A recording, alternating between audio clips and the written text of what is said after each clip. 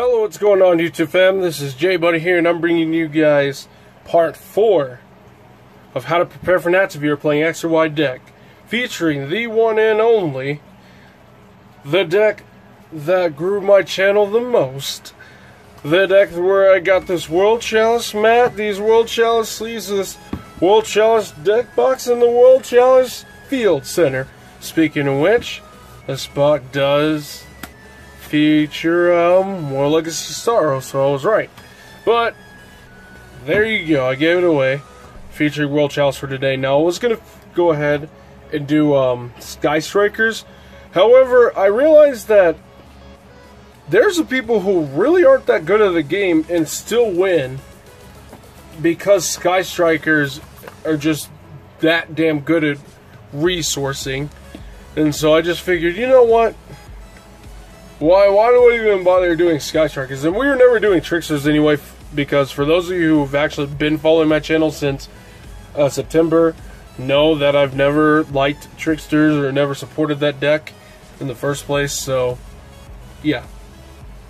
So anyway, what we got here, or oh no, before we start with that, I want to go ahead and start by saying I really appreciate you guys so damn much. We finally passed up Team Ghost in subscribers, and that's just awesome. So, and but I really want to hit 1,000 subs before September 4th, I believe.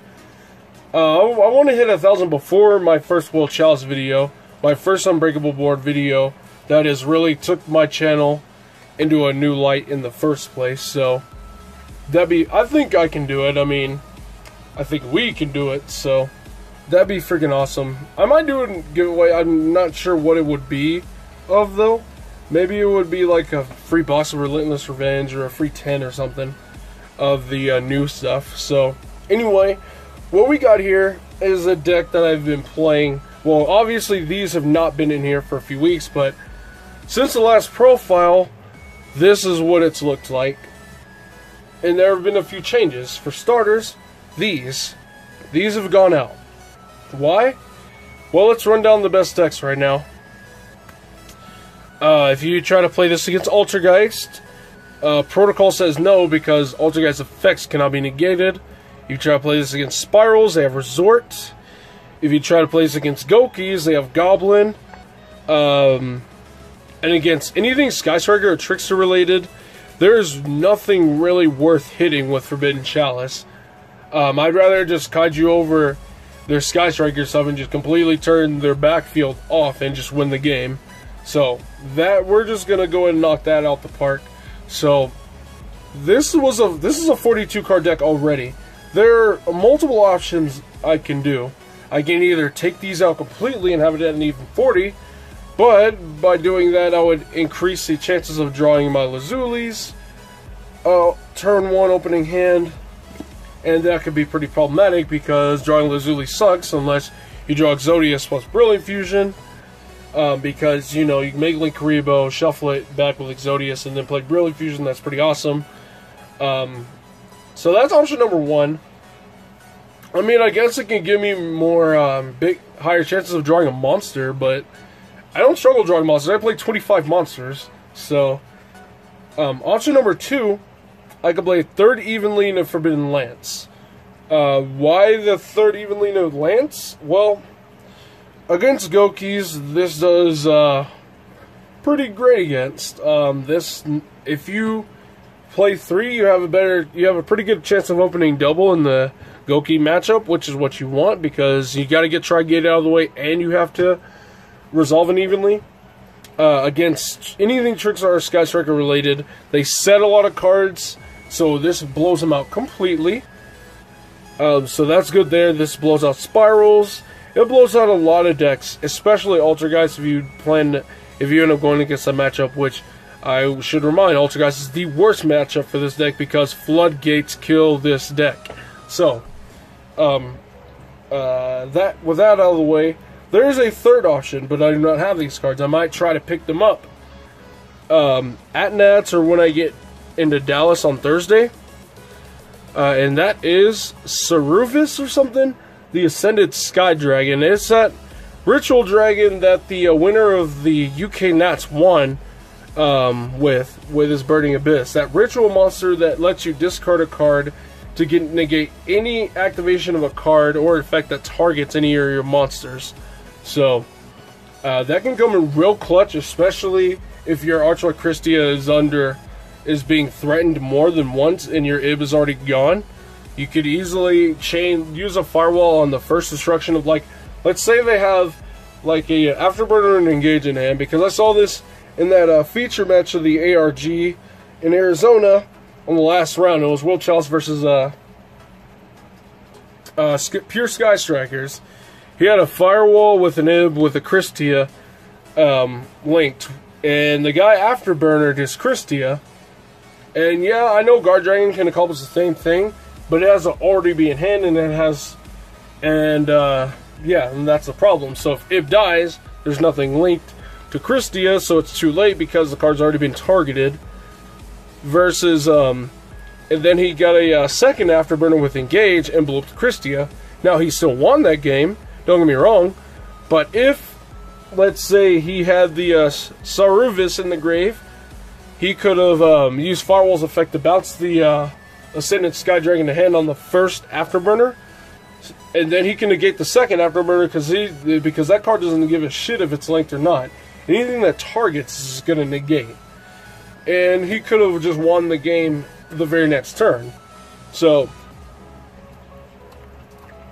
2 copies of those, not only does it, you know, shut down impermanence and Widow Anchors and stuff like this card does, and, you know, Afterburners, but it also shuts down monster effects that target things like, you know, if people are planning to play BAs, things like Dante, or not Dante, things like Farfa for Beatrice, things like Fairytale Snows, Effect Veilers, things like that. So it's like Saruvis can also go much further in that aspect. So yeah, with that being said, I don't know which option I should go with. If I can get me 2 of the rituals, I'd probably play those. But 3 Evenlies gives you a greater chance of opening it against other matchups like Tricksters and all that. So I might play this instead. Anyway, on with the discussion. Side deck, guys. Side deck, side deck, side deck. Now, keep in mind that these cards are still incredibly good, just not against mana, but you want to have something against Rogue, especially if BA is going to start being played at the Nats. Don't think it won't, because there's a lot of veteran BA players out there. There really are, so you need to be ready for that. So Forbidden Chalice has always been a really good card against Rogue decks. Shutting down Beatrice is pretty good, but they might have a Saruvis, but, you know, it's better to get that out the way than worrying about it later. So, and oh yeah, there was one other option that I could play in place of Saruvis or 3rd Evenly in a Lance, or just leaving it at 40. I could play 2 Call Belly Graves, because even though dealing with back row is a pain in the ass, there's one hand trap that I really care to stop that this deck cannot play around, and that's Droll and Lockbird. Droll and Lockbird just ends the deck's entire turn because the deck does so much drawing and so much searching. And like playing around Ash is easy. I can just throw a Brilliant Fusion in my opponent's face and they'll just negate it, and the rest of my cards will be free to go off. You know, that's very, very easy to deal with. But Chalices will go to the side deck. At least one of these 2 or all 3 Evenlies, they'll end up going in. We've got Griffin because we are playing anti-spells and Master Restricts. So if we have to send these cards to the graveyard for an effect of, let's say, a Nightmare card or whatever, we can make Griffin and set the Master Restrict, so we will always have access to it. Again, we are never not citing this card. If Sphere Mode is even viable in at least 3 different tier deck or meta contenders, then this will always stay in. Again, Pure Sky Strikers, Altergeist, and even the hybrid can play Sphere Mode, and as long as Sphere Mode is in the game, we are always protecting ourselves against that card. Next, the ultimate blowout card of the entire format. Hey True Nade literally wins against every single deck that's tier 1 except Goki's, because even against Goki's, because it's like they play 3 Call by the Grave, so they go first and you don't open a hand trap. You don't want your World Legacy getting shut down by Call by the Grave. You know, that's something you don't want. Call by the Grave really shits on this deck at times. So if you have the option to get rid of, you know, just rid your opponent of their Call by the Grave before you play a monster, then I'd go for it. And last but not least, because we need to, because time is a thing, 1 Invoker, 1 Amazonas Archer. There is a way to burn your opponent for 3,600 just by playing your normal combo. And why is it so important to burn for 3,600? Well, because you need to be able to pay for Venus to get a combo going to lead to winning the game anyway, even if you're going into time, and your opponent can side Firecrackers. So if I go Venus, pay 1,500, and then my opponent Firecrackers me, I'm down 2,500 points. So I can't just use 2 Amazonas Archer effects and think I might be good. No, you gotta go for 3. So what you want to do, and I'll go ahead and just show the combo off real quick. Let's say I got, meh, it's fine. Let's go ahead and put that away. These are all not necessary. Let's put these out of the way. Amazonas Archer is going in the deck. Let's say I drew into these. Let's say I even drew into the Lazuli. Now I'm just going to go ahead and just start the combo real quick just to show how to get to 36. And by typical combo, I mean the card economy combo. The one that Phoenix Flare showed off that I still perform. And remember guys, always, always, always chain block. Always chain block. Tribute. Or for Imduke. Now you want to keep the Venus on the board because it's level 3. Chosens are level 3. And that's good stuff. This is all good stuff right here.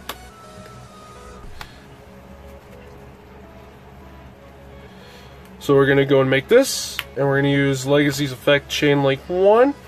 Chain Link 2 will be the Imduck. And you're going to summon out a we're going to summon out Lena Beck, and we're just going to go and search a guard. That'll be okay. Now what you're going to do is you're gonna do it as if you're going for your typical Ningirsu combo. But what's different is, well, you're going to overlay it into an Invoker. So we're going to link this, and we're going to make an Imduck. Now what we're going to do is we're going to toss this to add lead to hand. Now instead of making a third Imduck, what you're going to do is overlay these two and make an Invoker. Detach the material and summon your Amazonas Archer to burn for 36. Now we're going to trigger Archer's effect. We're going to burn for 1,200. Trigger Imduck's effect to special summon the monster you just grabbed. Now we're going to use Guard Dragon's effect from the graveyard. We're going to summon another monster. We don't have another Chalice monster in hand, but that's okay. We're going to go ahead and sack off 2 more monsters, and we're going to burn for 24. Since we have 4 fairies in the grave, we're just going to go and special this. And, you know, burn for 36, burn for 48 even. Simply because. But if you had another Chalice monster in hand, you would special summon that off the Ib you sacrificed and be able to get that burn damage in. So, anyway, now let's get to the good stuff. And that is the meta decks. How are we playing against these decks? You know what I do against anything Sky Striker Trickstar related? Or Sky Striker Trickstar related? Go second. I already main deck evenlies anyway. Just slide these in. Along with 3 of these, 3 evenlies, you win the game. you're going to win like that duel 9 times out of 10. Because of the fact that, hey, well, once my opponent gets their back row blown out, they're losing the duel. Sometimes, and I mean, like, it's good, especially against pure Sky Strikers, it's even better because I know they play sphere modes. And yeah. So sometimes you want to go second to OGK your opponent and not worry about the sphere mode. But if you want to go first, Call by the Graves.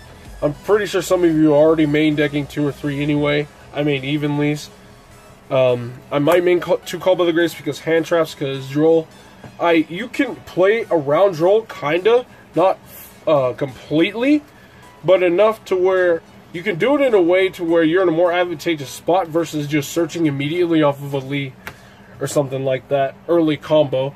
You want to like draw or search mid combo to late combo. I actually did this against a pure Strixer player and won because of it. She went first, and I don't think she opened that good, but she set 3. One was a Scapegoat, one was a Solemn Judgment, and one was a Torrential Tribute. And again, this is pure Tricksters because this is the one, this is the matchup that struggles against the deck the most. And I had 1, 2, 3, 4,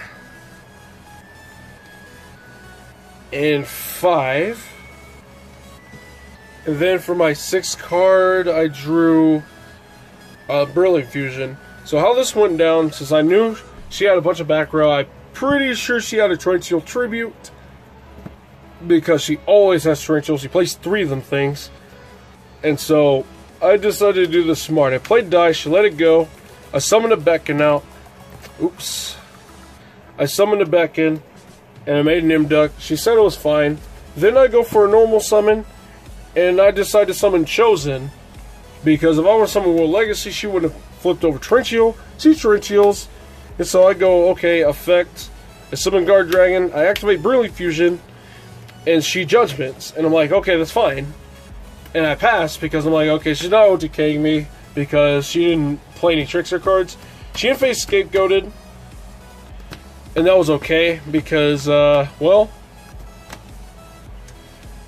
here's how this went down. She made Mrs. Radiant and like double Link Spider and did a bunch of damage to me, but she had a bunch of hand traps in her hand already. So I go draw, and I draw another Brilliant Fusion, and I played that immediately just to check for Ash. She had Ash. I'm like, okay, that's fine. And I go summon Venus, activate effect, anything, and well, she hits it with what's its name? She hits it with Ogre. So I'm like, okay, sure, that's cool. But I'm still on edge. I still felt like she had a Droll and Lockbird in her hand, and she did. And so I played around it real good. She already paid half her life points for Judgment, but I still had a Mrs. Radiant and 2 Link Spiders to get around, and I needed to OTK. So I made Link Spider, used the Guard Dragon from the graveyard, Shine Ball, Imduck. There's absolutely no need to chain block at this point, right? Because what was it? There was no need to chain block because she had already ashed my Brilliant Fusion. And I go with Legacy. She's like, okay, that's fine. I'm like, alright. Or anything. This is like, that's cool, that's good. And I go summon 2.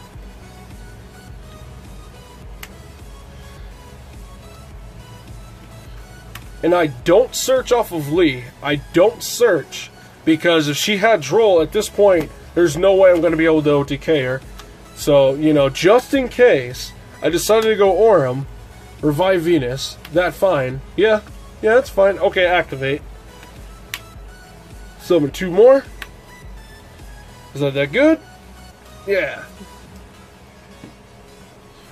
So I go ahead and use another. Ooh. Go ahead and use another Imduck. I'm making Ib.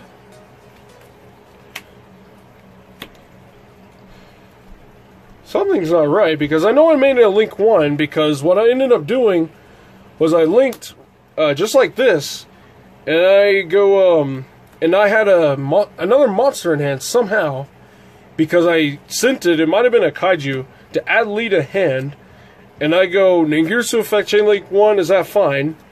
You know, chain link 2 is the Orem, and I go special, and I draw 2 cards, and I'm like, alright, effectively to search, she drolls me, and I'm like, I knew it. I was like, now I'm in an advantageous position to where I can actually go for game, but if I would have searched for lead earlier, I wouldn't have been in this position right here. And so I go, okay, Ningirsu effect, is that fine? She's like, yeah. And I send Mrs. Radiant, and she's like, okay, that's cool. And I go, is that cool? And then she's like, she knew where this was going. All I had to do was just, okay, link this off, Griffin, activate, response. No. I was like, spin one of your spiders back to the deck, firewall, bounce your other spider, attack for game. Good game? Yeah. That's exactly how that worked.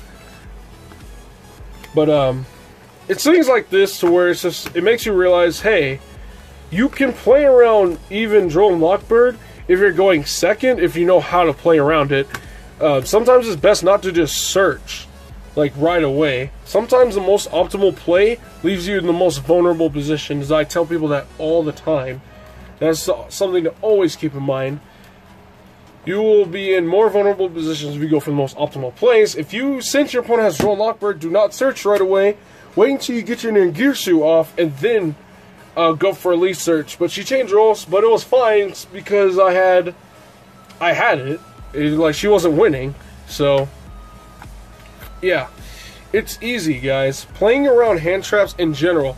Like, the fact that we're, like, 9 months later into Link format and people still do not know how to play around hand traps, it really gets me. It really does. Because I feel like we haven't progressed as World Chalice players. So, I want to show you guys something. These 2 cards, these are the best cards in your entire deck. And people know this. So what do? I give it 2 of them.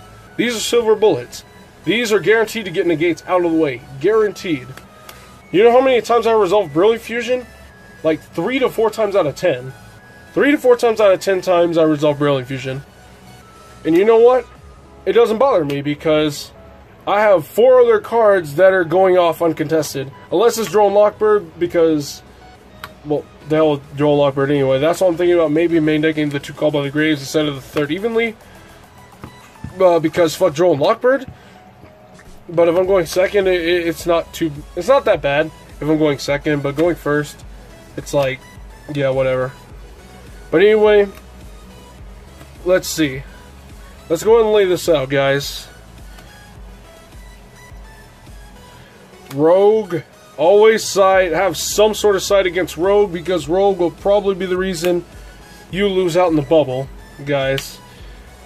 Once again, guys, interchangeable between 2 Called by the Graves, 3rd evenly and a Lance, or 2 of that Ritual Dragon, the Ascended Sky Dragon, whatever that is. So let's break this down. Oh, wait. Amazoness Archer, you're still on my main board. Let me go and get you out. Alright.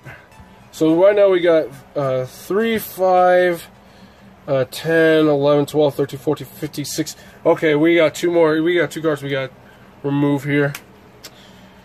It's probably going to be these cards. Maybe. I don't know.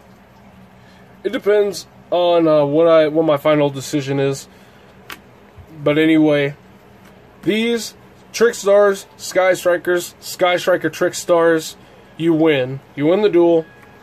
Easy. Only against Sky Strikers and anything Trickster related. Not worth it against Gokis.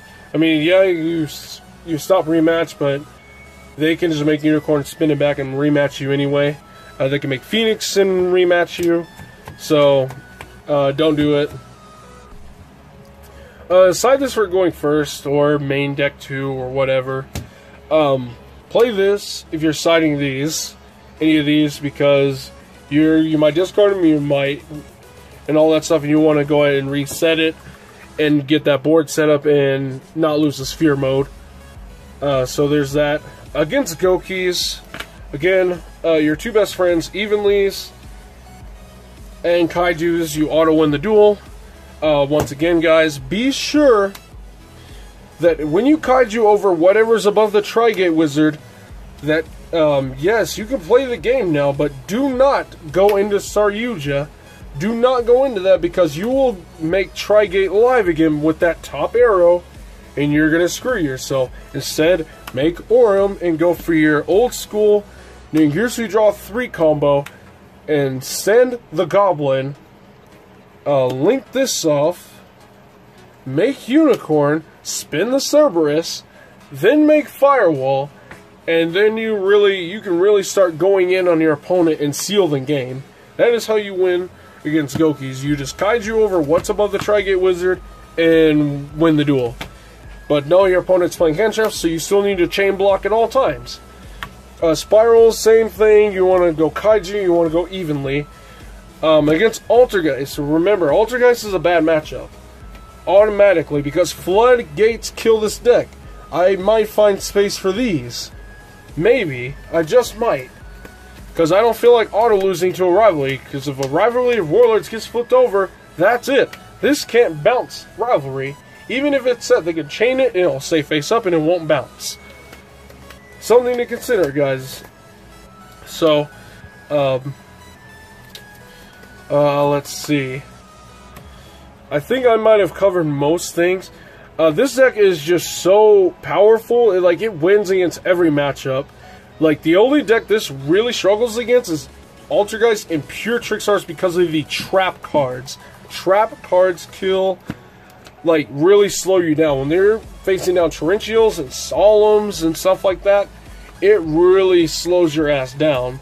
Like, hand traps don't do too much if you know what you're doing, but trap cards, it could be anything. You don't know. Like, trap cards are just more dangerous than hand traps because they have more powerful effects, considering they need to be set.